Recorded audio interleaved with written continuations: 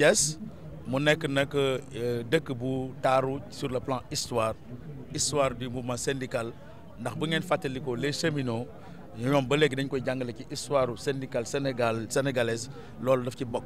donc suñu tànnee Thiès loolu bokk na ci li tax ñu tànn Thiès mais bu ñu tànn Thiès également engagement bi ñu gis ci waa Thiès ak Thiessois yi loolu également bokk na ci li ñu guidé ndax fii également il y a une forte mobilisation un fort taux d'adhésion de notre syndicat voilà pourquoi nous sommes venus ici à Thiès pour delloo njukkal jàngalekat yooyu sargal leen magnifier liggéey boobu ñuy def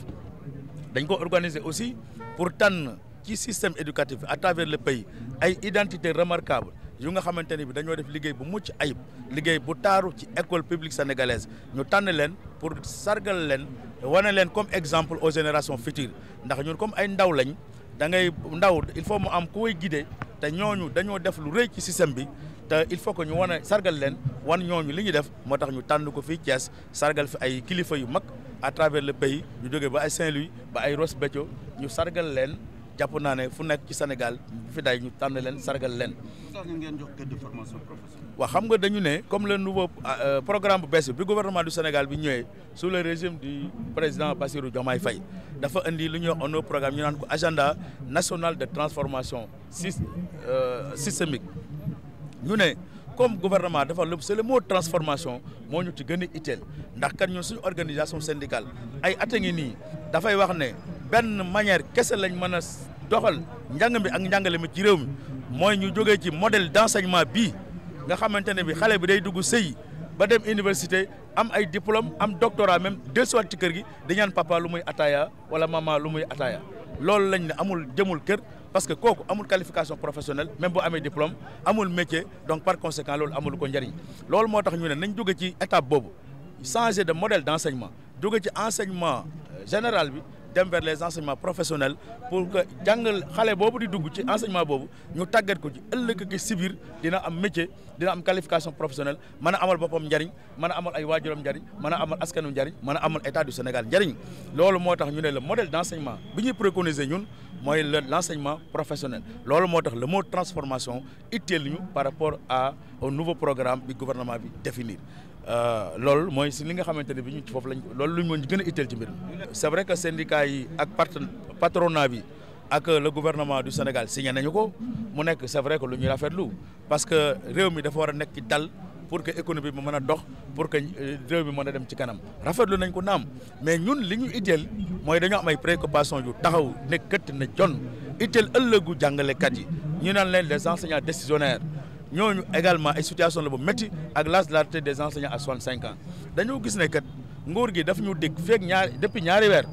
dig nañ ñu ñaari décret le décret 74 347 ak le décret 2006 392 ñu ne ñu décret bi mi ngi ci circuit bi mais ba léegi si ni gisuñu décret président signé ko xalaatoon nañ sax ne bala ñu àgg 1er mai danañ am ñaari signature yooyu décret yooyu pour jàngalekat yi mën a am au moins ki lu ñu jàppandi mais gisuñu ci dara te xamuñu dana nekk xamuñu du nekk. ensuite âge retraite jàngalekat yi gis nañ ne at mu yàlla sakk lu ëpp ay junni jàngalekat dañuy retraité lu toll noonu daanaka di génn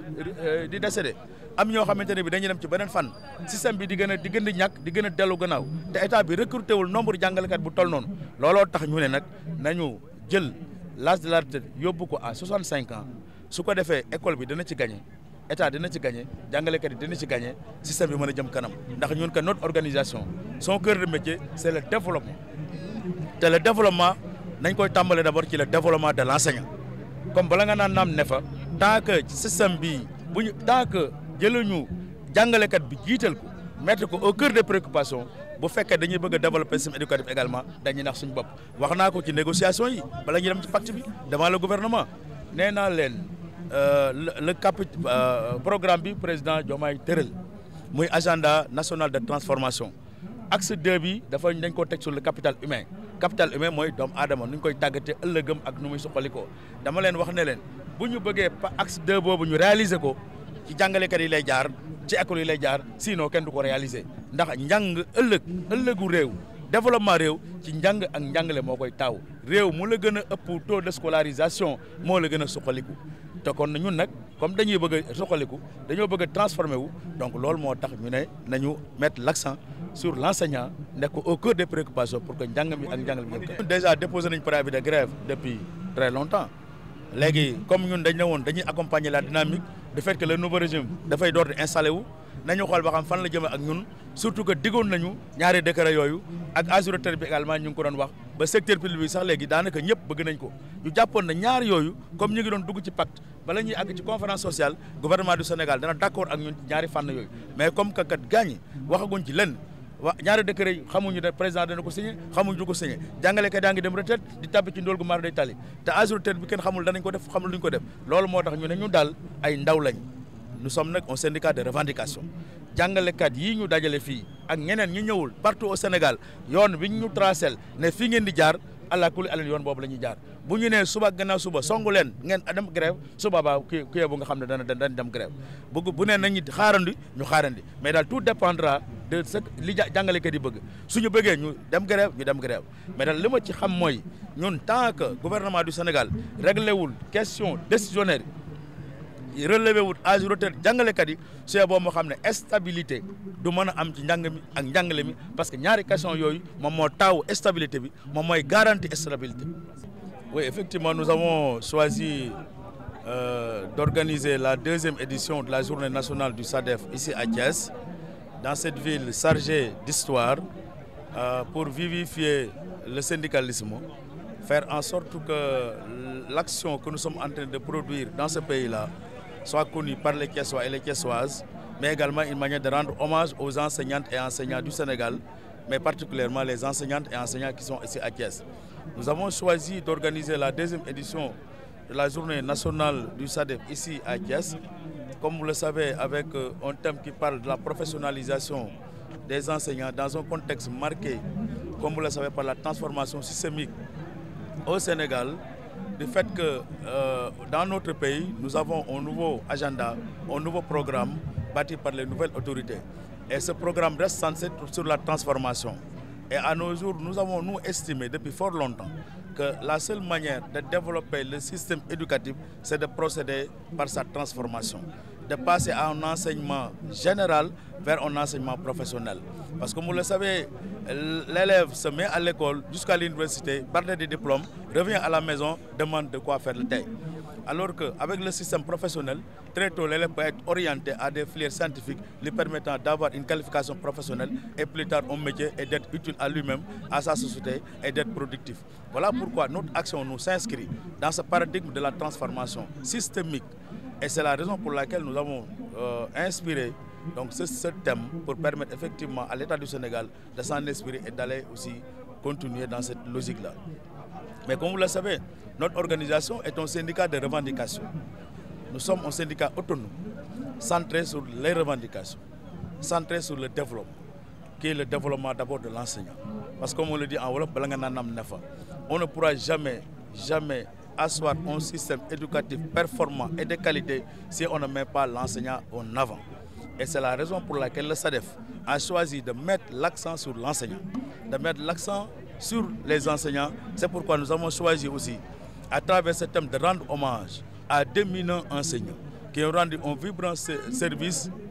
à l'éducation nationale. Et nous les présentons également comme des modèles aux générations futures. Et c'est pourquoi nous avons choisi la ville de Thiès, une ville symbolique, une ville teintée d'histoire, pour marquer encore une fois d'une paire blanche l'histoire de notre organisation syndicale par ce deuxième acte que nous venons aujourd'hui de poser. Et il y a lieu également de féliciter les Thiessoises et les Thiessois, saluer l'ensemble des enseignants membres du SADEF qui se sont déployés sur l'ensemble du territoire sénégalais. Depuis 2 jours, nous sommes à Thiès et la ville est en train de vibrer au rythme du SADEF.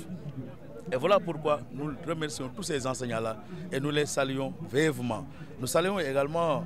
les conférenciers à travers les panels qu'ils ont introduits, d'éminents conférenciers, Dr Massamba Gueye, le professeur Djibi Diakhaté, le camarade Cheikh Diop de la Synthèse FC et de toutes ces personnes. Vous le savez, nous l'avons toujours dit, nous sommes un syndicat de revendication et nous avons 2 principales questions qui aujourd'hui hantent le sommet de bon nombre d'enseignants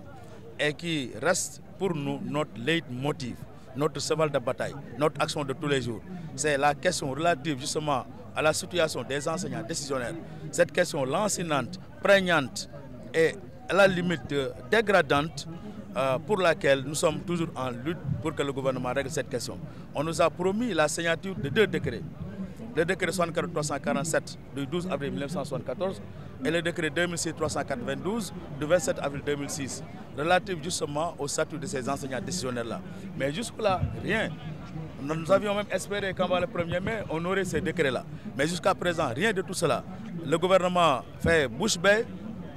Nous sommes dans l'expectative et nous ne pouvons pas regarder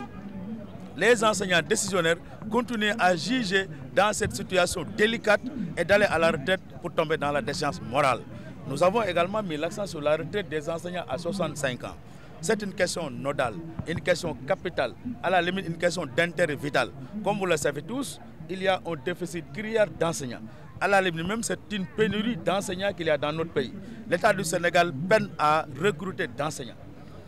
Chaque année, des milliers d'enseignants partent à la retraite. D'autres décèdent malheureusement et ne sont jamais remplacés. Voilà pourquoi nous préconisons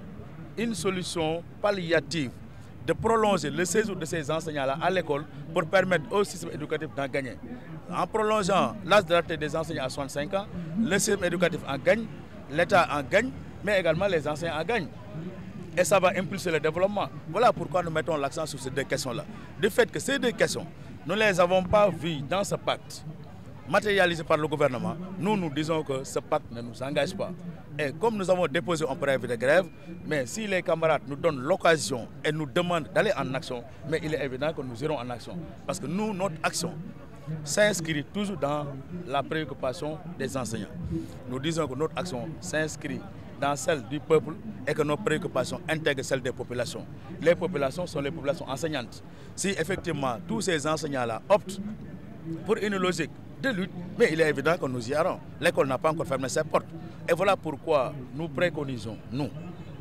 que l'espace scolaire soit pacifique. Mais pour que cela soit, il faudrait que le gouvernement règle définitivement la question des enseignants décisionnaires, que le gouvernement prolonge l'âge de la retraite des enseignants à 65 ans. Une fois que ces questions sont réglées, mais nous pouvons véritablement nous en glorifier et accompagner le pacte vers sa stabilité. Mais si tel n'est pas le cas, il est évident que nous irons tout peu vers une lutte.